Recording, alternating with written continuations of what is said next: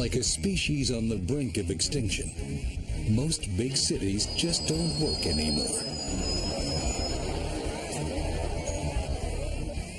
Now, at the dawn of a new millennium, architects, city planners, and futurists are all asking, what's next?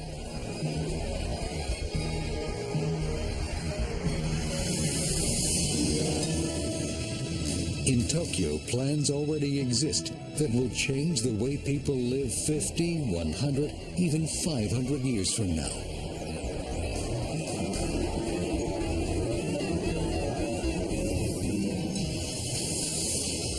Sky City. 2/3 of a mile high. Twice the height of the tallest skyscraper today. With homes and jobs for hundreds of thousands of pioneers. The world's first homesteaders in the sky.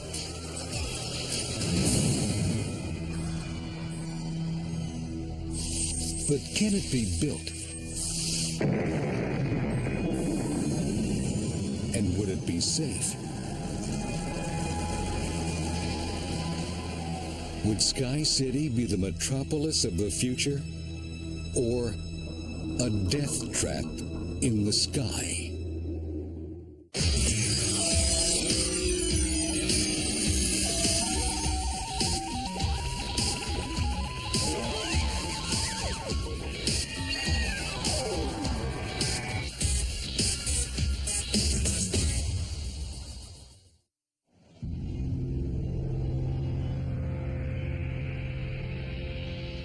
Tokyo, Japan.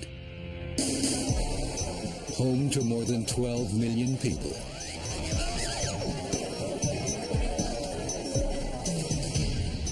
Like any great city today, it's jam-packed with concrete, glass, and steel. A painful sacrifice for a people who consider trees sacred. But if visionary architects have their way, all that will be replaced by this.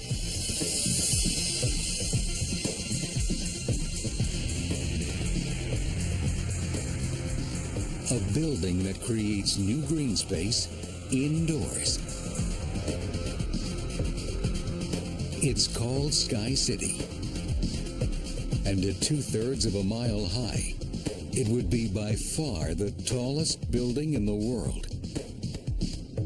The biggest difference is that we're not trying to make a building, but rather a vertical city. A radically new urban landscape with a total interior space as large as 23 Disneylands. Sky City resembles a stack of 14 hollow bowls called space plateaus. In each, a lush green open-air park space.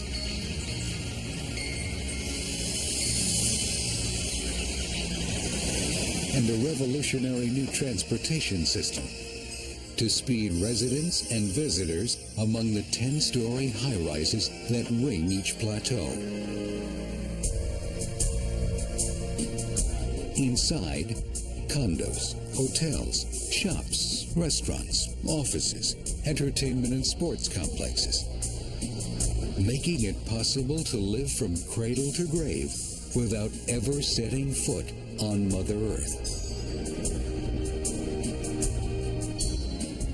Compared to other tall structures, like the 1,000-foot Eiffel Tower, Sky City seems too big to believe. But for the idealized city of the future, size definitely matters. Especially given the scale of Tokyo's urban problems. A high-voltage city that's suffocating from overcrowding. Tokyo has grown too large too quickly. 240 square miles of urban sprawl has created a commuting nightmare.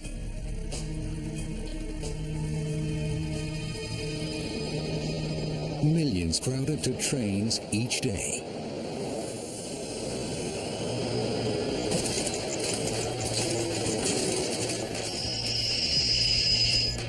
Most Tokyo residents spend 2 to 4 hours every day traveling to and from work.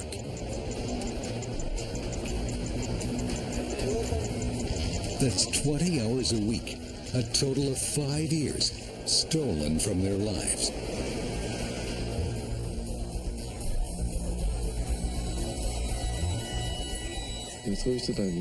That's unproductive time. Instead of spending time creatively, people are wasting their lives commuting.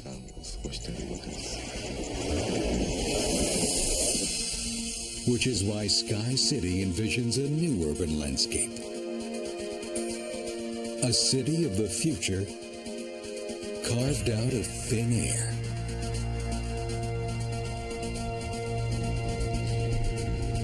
But where can you put a building this large in one of the world's most crowded cities? With a footprint of 30 acres, Sky City would effectively condemn 120 Tokyo city blocks, possibly erasing centuries of Japanese heritage. It attempts to anticipate the needs of tomorrow, today.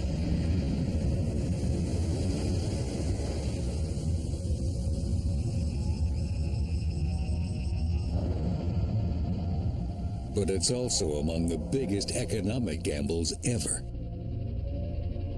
Not many would have the stomach to attempt such a drastic solution to the Tokyo land crunch. But here at the Mori Building Company in Tokyo, urban planners are determined to think big. They're waging a ferocious battle to remake their city. And looking to win over Tokyo's citizens with a PR campaign as radical as their building design. Offering virtual helicopter rides over a 1/1000th scale model of downtown Tokyo.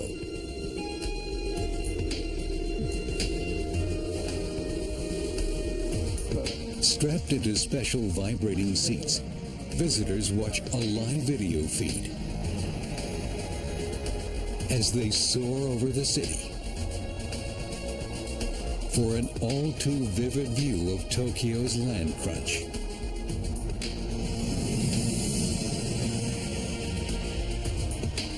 That gets the point across.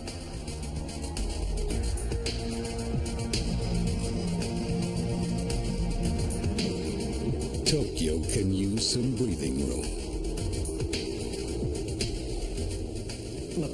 There's very little open space in Tokyo. The roads and streets are very narrow. Community parks aren't very big. These problems are a serious burden on the city. Because Sky City would expand upward, not outward, it could be the first step in shrinking Tokyo's concrete jungle. Plans call for creating a series of new parks surrounding the monstrous new structure. Less concrete and more trees means lower temperatures and reduced pollution.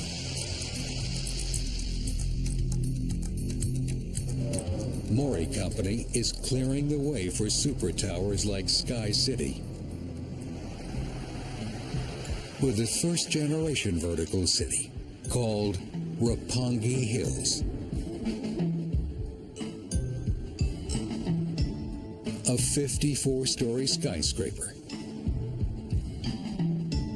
But it's also a self-contained complex that includes apartments, a subway station, a hotel, a movie theater, a television studio, shops, and public spaces. Like Sky City, Roppongi Hills will be a city within a city, And while not contained under just one roof, it had to conquer the same tough land problems. Not long ago, 500 single-family homes crammed this small corner of Tokyo. Packed so tightly, city fire trucks couldn't squeeze onto the streets. Mori Company spent 14 years convincing landowners to gamble everything they had to remake their neighborhood. The idea was to make a self-contained town within the city. By doing that, people can work there, they can live there, they can shop there and spend more time relaxing. With the promise of more modern housing, a shorter commute, and an all-around better life, Mori Company persuaded residents to relocate during construction, then move back in when Roppongi is complete. On the same land that once held just 500 houses, 2,000 residents will live in their own micro-city, right in the heart of Tokyo. Roppongi Hills is a monumental achievement. And yet, Sky City will go so much farther, transforming the same amount of land into a total urban environment for 135,000.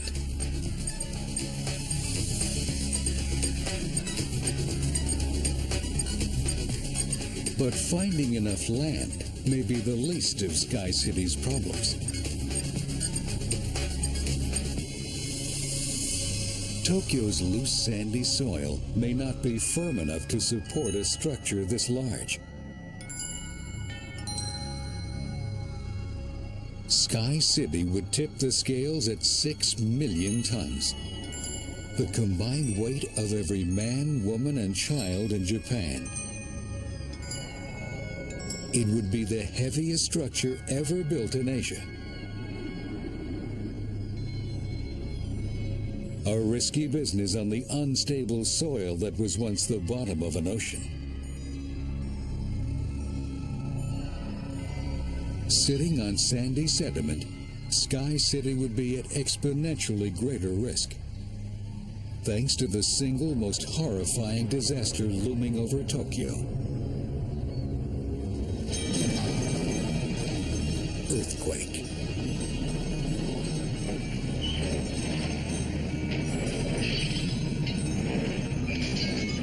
Tokyo's worst earthquakes wreak havoc.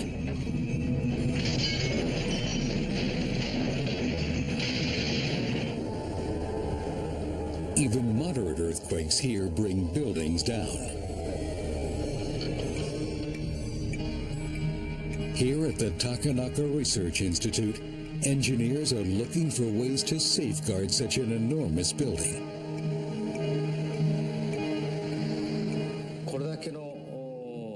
One of the biggest questions was, can we build something this tall safely?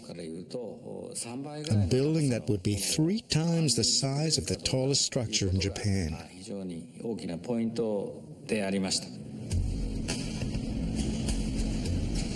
Deep underground, this 150-ton G-force simulator reproduces the load of enormous buildings on different types of soil. This simple acrylic box will simulate the total weight of a 20-story office tower built on packed sand.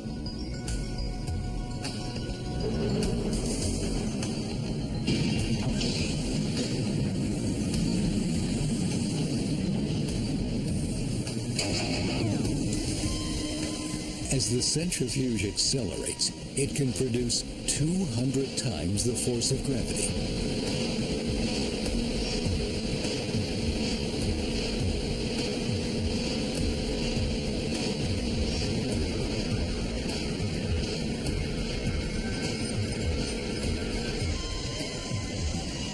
In this experiment, a simulated earthquake forced the model to move 1/16 of an inch. Invisible to the naked eye.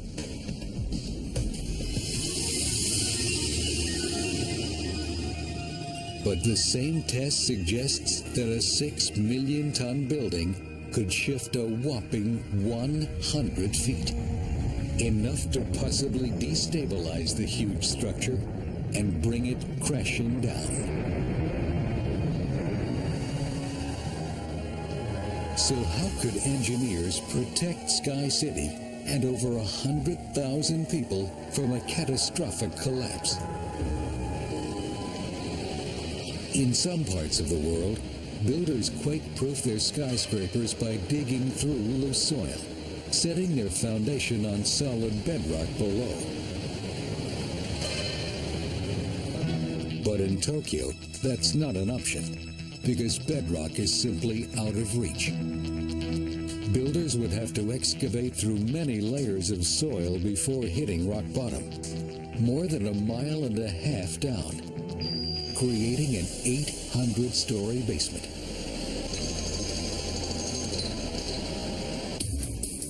So Takanaka scientists experimented with an alternative to digging such a massive hole in the ground. They would drill thousands of smaller, shallow tubes and fill them with concrete. Called friction piles, they grip the earth like the fingers of a titan. And in this way, Sky City's 6 million tons of downward pressure would become its own immovable anchor. That took care of below the ground. Still, what could possibly provide enough stability for a building to rise 3,300 feet into the sky? The answer may already be under construction in Taiwan. It's called Taipei 101. When finished, it will be the tallest and the strongest skyscraper in the world. It will soar to a record-setting 1,667 feet. Though only half the size of Sky City, it may provide a proving ground for its most critical structural component, its mega columns. These muscular legs reinforce the entire structure.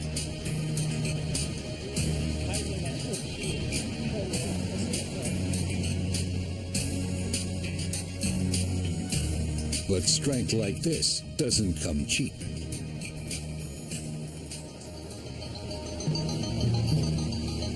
Each mega column is forged from uncommonly heavy 3-inch thick steel plate. Massively larger. Sky City's columns will require more than 500 million pounds of steel each.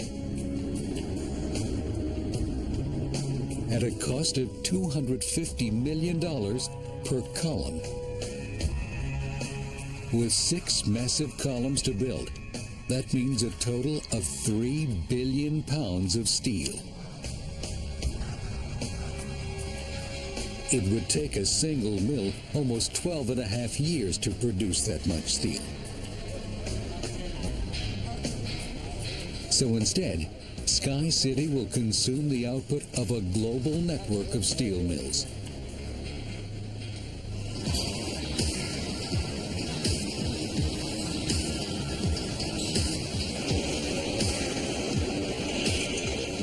Day after day, year after year, this will be the scene as factories around the world strain to produce enough high-strength steel for the structure.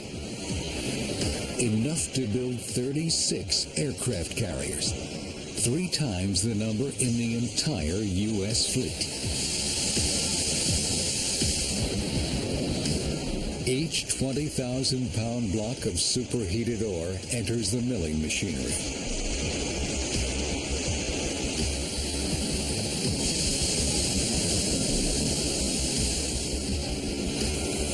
The metal has to go from this to this before it cools.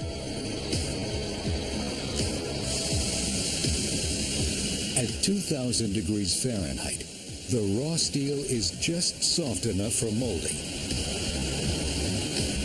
But the water that keeps it free from impurities also robs the steel of precious heat.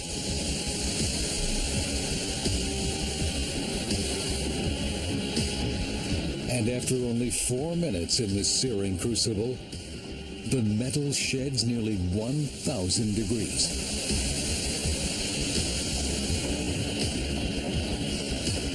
But it also reaches its final size, a 20 by 5 foot steel plate.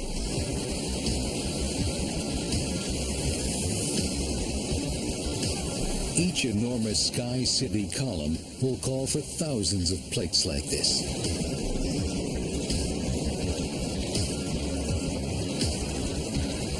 Two days later, when the plates have finally cooled to room temperature, they'll face the fire again. This time from welders' torches. There's no margin for error in assembling these mega columns. No room for even microscopic imperfection. A column could collapse, putting tens of thousands of lives at risk.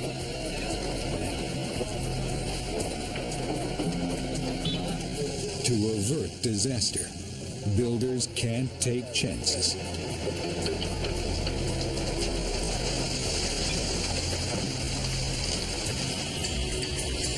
The weakest links in any steel structure are the welds that must forge a rock-solid whole from so many enormous parts.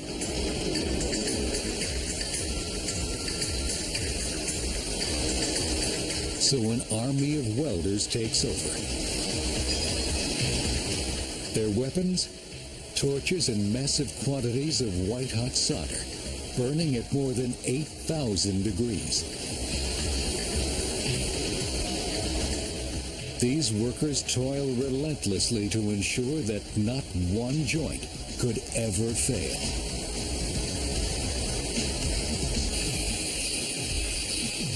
Donning heavy protective gear in 100-degree heat, they squeeze themselves inside the oven-like columns to finish the job.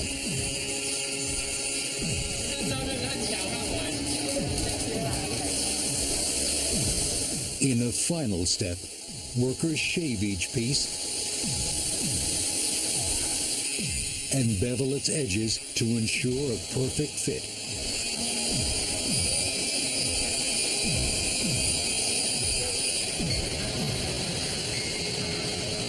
At 80 tons each, the finished columns will seem little more than Legos when stacked one on top of another, ultimately forming the massive mega columns that give Taipei 101 its tremendous strength. To support Sky City's overwhelming height and weight, its mega columns will have to be at least 4 times larger at the base. So massive that no existing factory could fabricate them, and no truck could transport them to the construction site. So the factory will have to come to Sky City, using new automated construction technologies to build the mega columns from the ground up, right on site. We're counting on the fact that the construction process will benefit from new developments in robotics, allowing us to work 24 hours a day. That's how we'll build this building.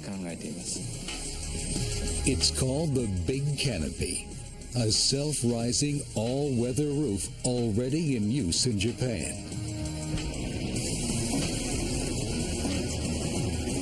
With this, Sky City's massive columns could finally be constructed.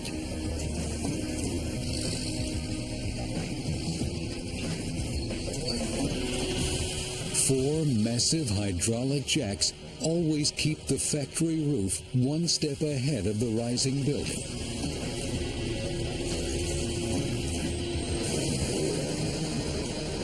A giant elevator delivers prefabricated floor and column sections up to the computer-controlled cranes that actually put the building together. Reading the unique barcode stamped on each, the crane automatically directs them to their final position. All according to a predetermined master plan. With the computers humming 24 hours a day, the job practically runs itself, saving precious time and millions of dollars. And on a structure the size of Sky City, it would take technology like the big canopy to raise its super columns into the clouds. But to complete the rest of the building, they'll need an armada of super cranes, able to lift huge loads to dizzying heights. Cranes like these, used to build Taipei 101 in Taiwan. At 56 floors, it already dwarfs every other skyscraper in the city, and still has another 45 floors to go.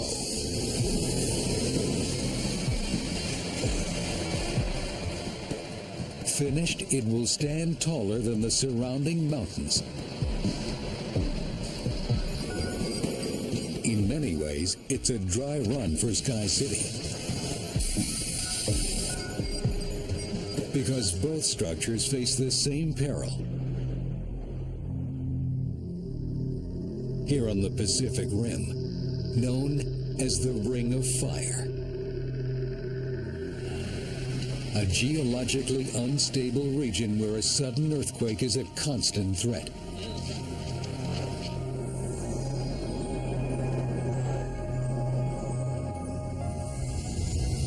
Imagine Sky City at 2/3 of a mile high in the middle of Tokyo. What if disaster struck, knocking workers, tools, and materials from the unfinished building? That's exactly what happened here in Taiwan. In March 2002, a major earthquake, 6.8 on the Richter scale, struck, snapping two cranes like twigs and sending them crashing 60 floors to the street below, killing 4 people.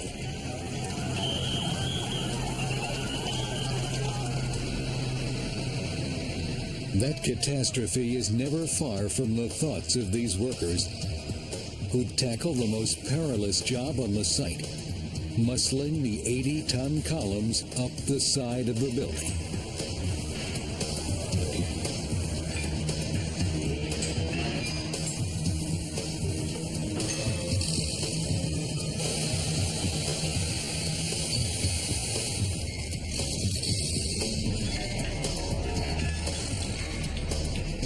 Like pilots checking their plane before takeoff, they inspect and examine every detail before hoisting 160,000 pounds, nearly 1/4 of a mile in the air.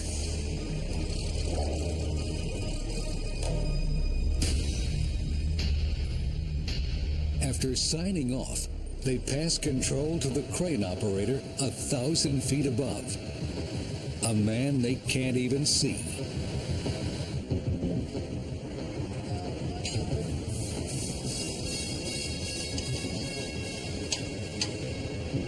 But the giant column is only part of the crane operator's burden. He's also wrestling with braided steel cable, 2,000 feet of it, weighing an incredible 20,000 pounds.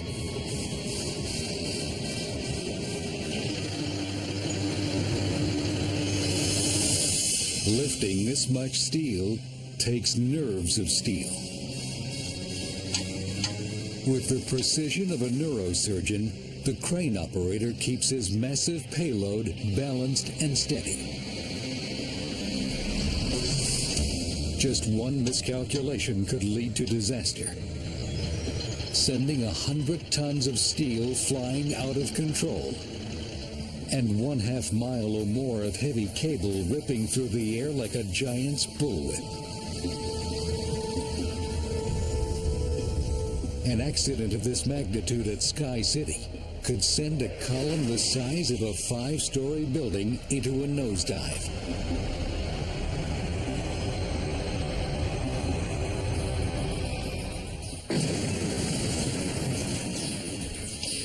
But even a small problem could bring the entire construction process to a grinding halt. If workers at the top were to spot a loose bolt or steel plate, the crane operator would have to stop the column in midair, leaving a deadly load dangling perilously over the heads of workers below. Without stopping, it takes 10 minutes for a column to clear the top floor.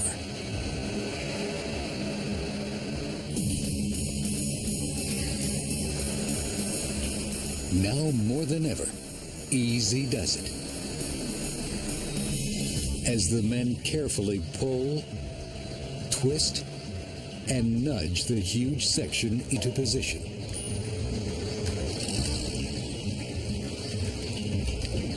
While 3 men actually stand directly below, waiting to make the final connection from the inside. Encased in a potential steel coffin, they have only one escape route: a cramped hole at the top. Mission accomplished. Next, a team of welders goes to work.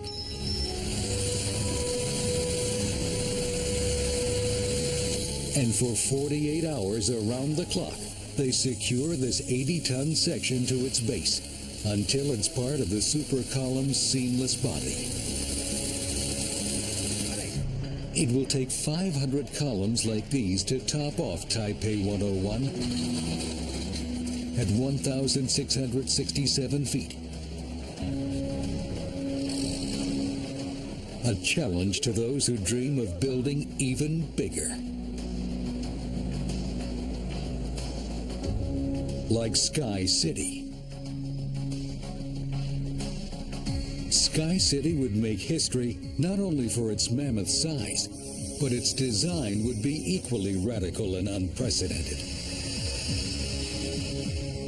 Unlike any normal skyscraper anywhere.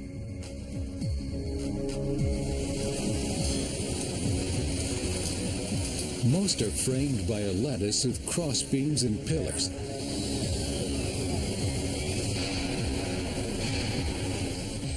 But Sky City would have no such interior web of rigid supports. In fact, its 14 open space plateaus, with each platform larger than a football stadium, make the immense building almost entirely hollow. It seems impossible. How to support a roof over each plateau strong enough to serve as floor to the level above?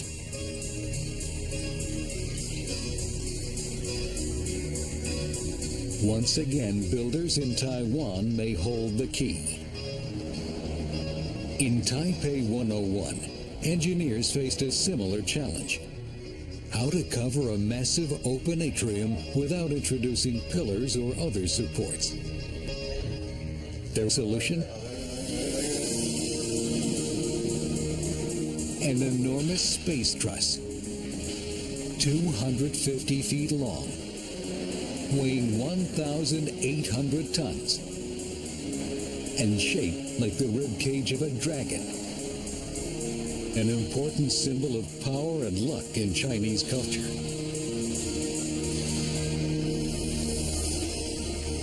When builders remove the scaffolding, this steel and glass roof will soar 9 stories above an indoor public square. Megatrusses like this one could keep Sky City's interior spaces open. But on a vastly larger scale. Sky City would require 14 monster trusses, as much as 3 times longer, and weighing nearly 10,000 tons each. As the structure of each plateau is finished, workers would begin building the interior spaces. Residents could begin to move in, even while construction continued overhead.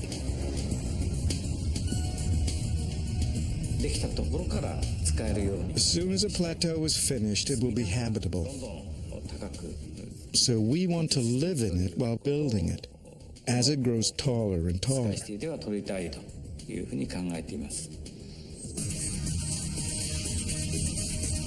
The completion of each plateau would create an entire new community with more apartments, designer shops, gyms, cineplexes, and elegant restaurants.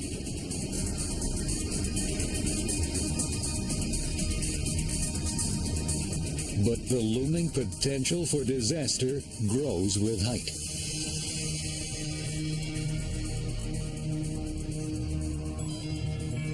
Some dangers are almost too terrifying to contemplate. While others are so commonplace, they're easily overlooked. None is more potentially deadly than wind.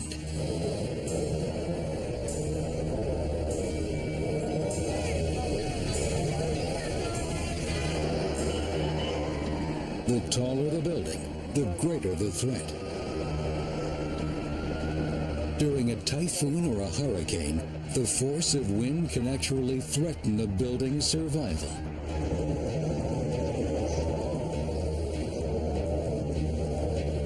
Wind speeds can reach up to 150 miles per hour. Tokyo is ground zero for several of these killers each year.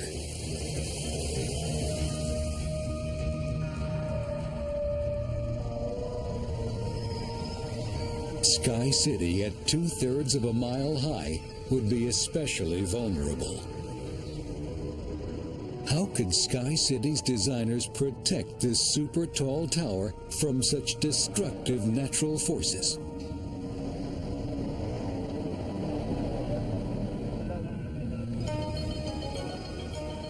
Again, Taipei 101 in Taiwan provides a clue. Its unprecedented height means it will face record wind loads. Wind tunnel engineers carefully analyzed whether its design would stand up to extreme wind conditions. The designers, both the architect and the structural engineer, came to us asking for some assistance with understanding the wind loads on the Taipei Financial Center. Researchers created a scale model of the massive skyscraper and subjected it to a battery of tests.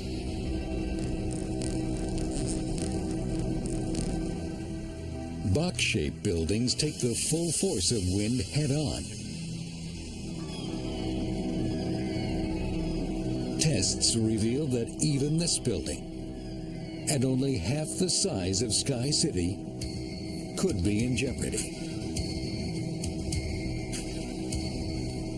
We determined that the wind loads that were on the building were higher than what they expected. Suddenly, the entire project was at risk. It was a devastating blow. Until engineers devised a simple and elegant solution. By reconfiguring the corners of the building to a cutout W shape,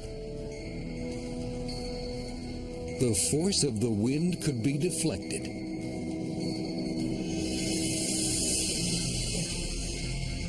But Sky City's designers face an even greater challenge because it presents an even larger target. The solution? Make the building round, allowing ferocious high-altitude winds to slip right past it.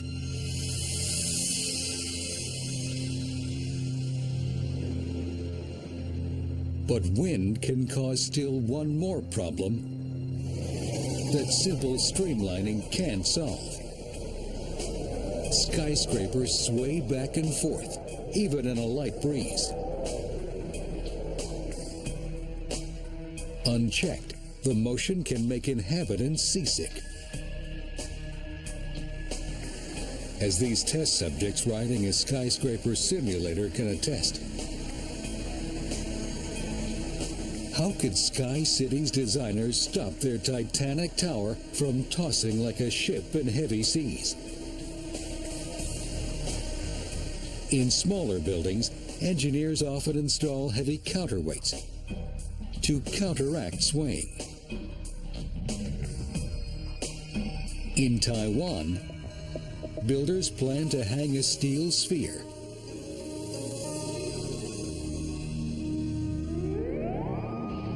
weighing an incredible 1.3 million pounds. When wind pushes the tower one way, the weight will move in the opposite direction, counteracting or damping the building's movement. But the larger the building, the heavier the weight must be to steady it. And in a building as massive as Sky City, a counterweight would have to weigh as much as 50 million pounds.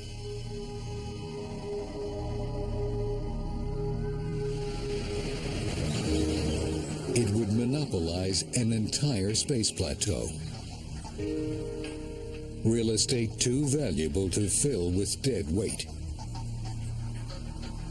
Can anything take its place? Scientists at the Takanaka Research Institute are working on a solution. They're shaking things up in the world of mass dampers in a state-of-the-art test facility simulating earthquakes and ultra-high winds. This 5-story building's been modified to wobble like a 30-story skyscraper in a hurricane. Rubber separators between the floors make the building unstable, creating an ideal testbed for Takanaka's radical new wind damper technology. Located on the top floor, this 6-ton weight can bring the swaying building under control.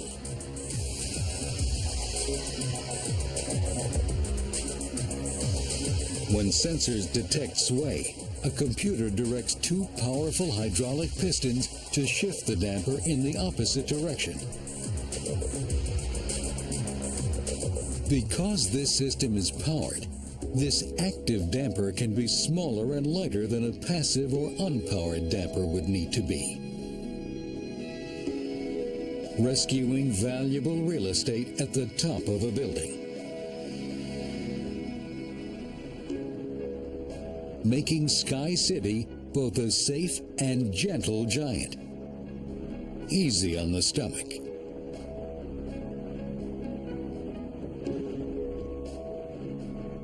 With the last structural problem solved, Sky City can now take on the challenges that confront every other modern city.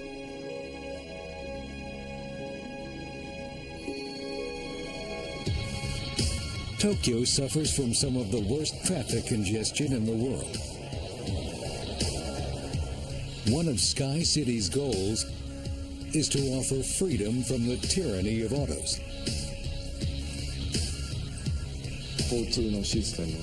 Developing the right traffic system and the system for delivering goods throughout the city will be a very important task. During rush hour in Sky City, as many as 100,000 people could be on the move inside the tower. To find a way to move people efficiently, designers look to the past, to the work of legendary architect Frank Lloyd Wright half a century ago.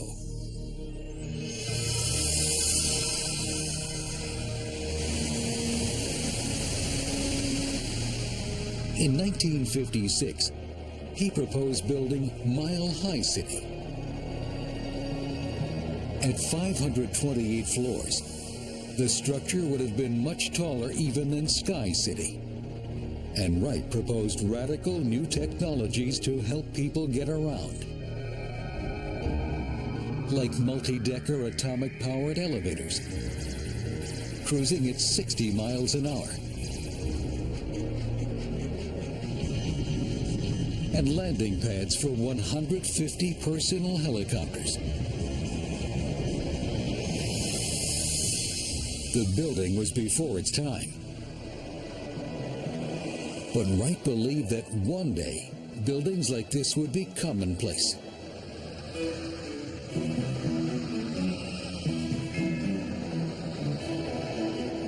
That day may have finally arrived.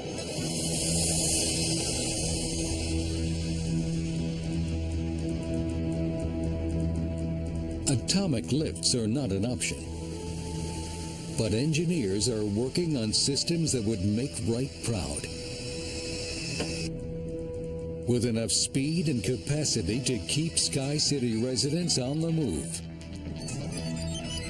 horizontally and vertically.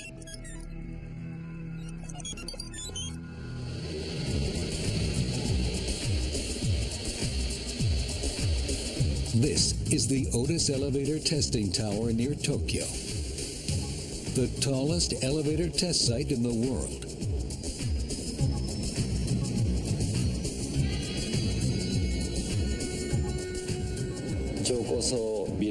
In a high-rise building, the biggest question is how to make the elevators work to carry the greatest number of people in the least amount of time.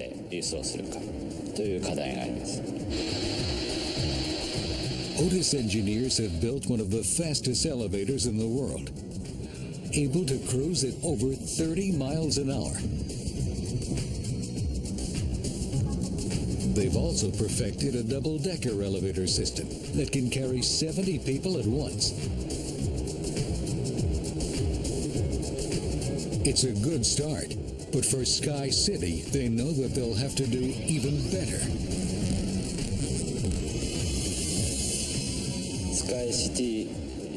Sky City will be 1,000 meters tall. If you use a normal rope-based system, the elevator weight becomes really large. So we'll have to improve the technology to lighten the rope or to find a way to eliminate the rope completely. That's the goal. Combining the next generation of elevator technology with computer-driven high-speed trains, engineers will create an elegant three-ring circus of transportation. A visitor to the building could take a triple-decker elevator from the ground to the top in just over 2 minutes. Or climb the tower's exterior in a spiral monorail. Perhaps shuttle on a local elevator. Or circle one of Sky City's parks in a sky wagon. The days of time-wasting commutes would be over. By condensing the entire sprawling city into one enormous vertical tower. But the bigger they are, the harder they fall. And Sky City's designers are preparing for the worst killer that can strike a skyscraper. Fire. For high-rise residents, there's nothing more terrifying than this.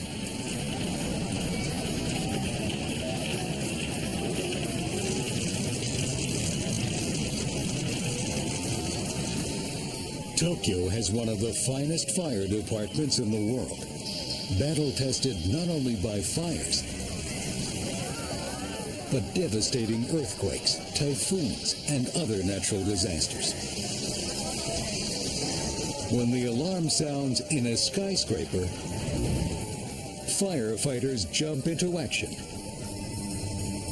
but not in trucks. In this, the only helicopter in the world outfitted to fight high-rise fires. They practice here at this 10-story training tower. The chopper is loaded with 300 gallons of water.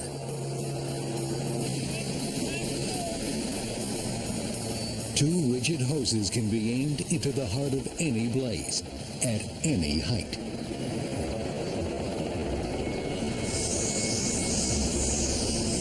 It pumps out nearly 3 gallons of water per second. In just 2 minutes, it drains its entire 300-gallon reserve.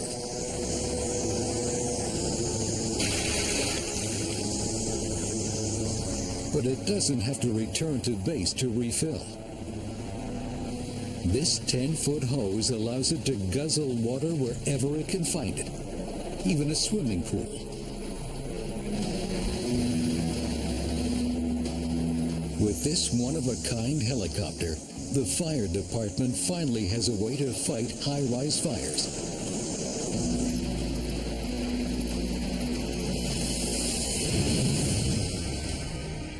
Consider this disaster scenario. The year is 2160. Sky City finally stands proudly over Tokyo, cause for celebration. When an emergency sensor detects a gas leak on Space Plateau 9. Toxic fumes are building up, setting the stage for a deadly chain of events.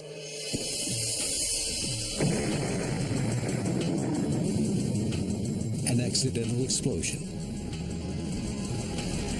followed by fire and deadly smoke.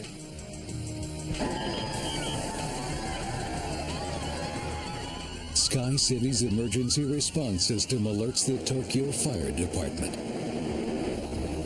A fleet of helicopters arrives on the scene.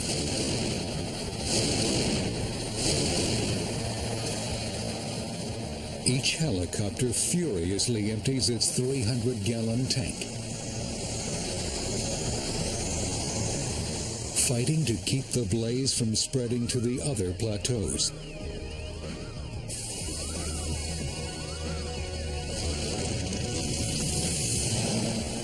But progress is slow. It takes each chopper 10 agonizing minutes to refill.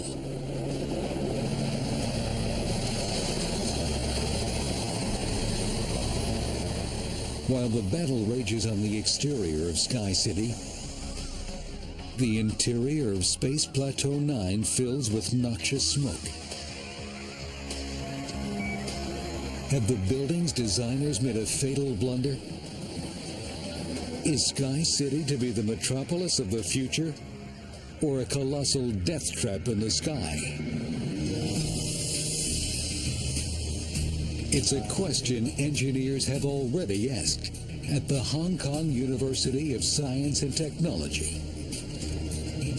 Here, Kenny Kwok and his students put this model of Sky City to the torch.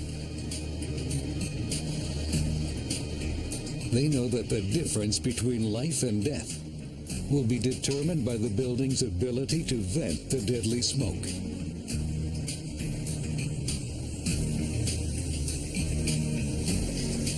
They pump smoke into the model space plateau. Toxic fumes quickly fill the atrium. In most buildings, thick smoke like this would quickly suffocate anyone unable to escape. But Sky City is not like other buildings, because the large interior spaces are not closed to the elements. Instead, designers have created large open gaps near the roof of each space plateau, providing exposure not just to sky, but to wind. When you're building that high, it's actually quite unusual to have absolutely calm day. Building a building that tall, the vast majority of the time, there will be some breeze. To see whether wind would make a difference, they run the smoke test again, only in their wind tunnel. Simulating a strong breeze blowing around Sky City's streamlined shape.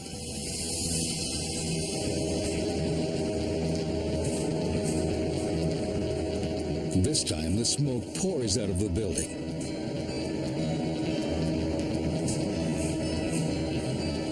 If the real Sky City would behave the same way, it could buy residents precious minutes, allowing the Tokyo Fire Department to bring the blaze under control without paying a heavy price in lives. In this scenario, disaster was averted,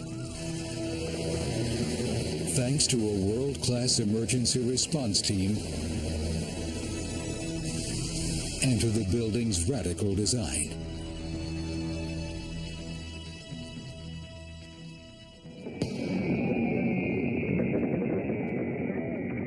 Sky City, a tonic for an ailing metropolis. Future home to 35,000 residents and millions of visitors.